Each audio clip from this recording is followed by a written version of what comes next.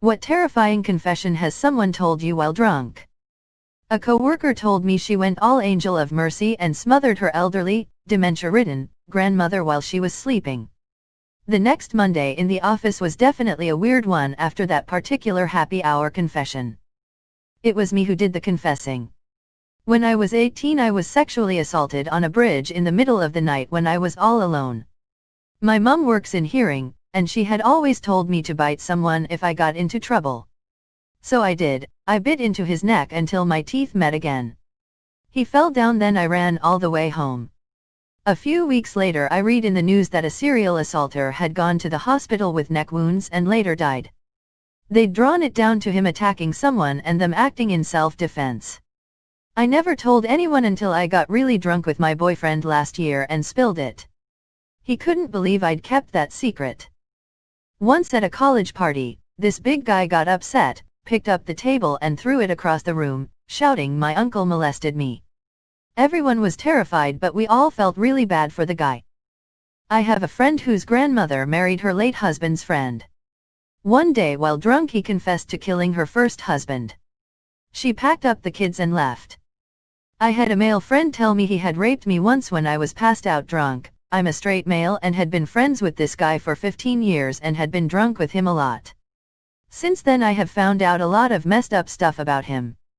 6 months after my now, and finally, ex-husband had separated and gotten back together, he confessed to me that while we were separated, he had drugged and raped me.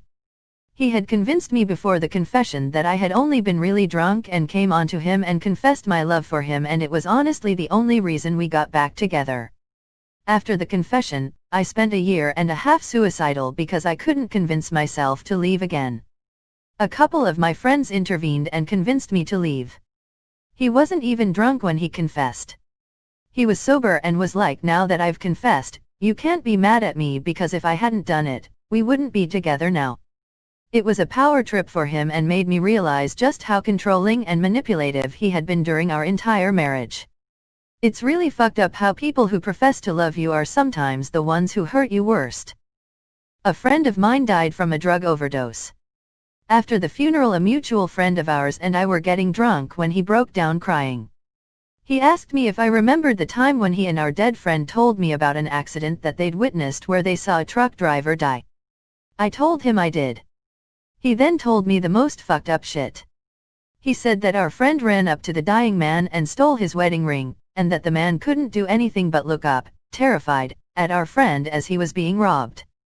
I knew they were bad into drugs, but I never thought they could do anything like that. I grew up with them, they were like my brothers. I don't really trust anyone completely anymore. My sister's boyfriend at the time told me he thought he might have fallen for the wrong sister. Doesn't compare to most of these, but my sister is my best friend, and I was so scared he might ruin that. My ex told me that he had been molested by his sister between the ages of 6 to 11. She was 9 to 14. His dad walked in once and didn't do anything.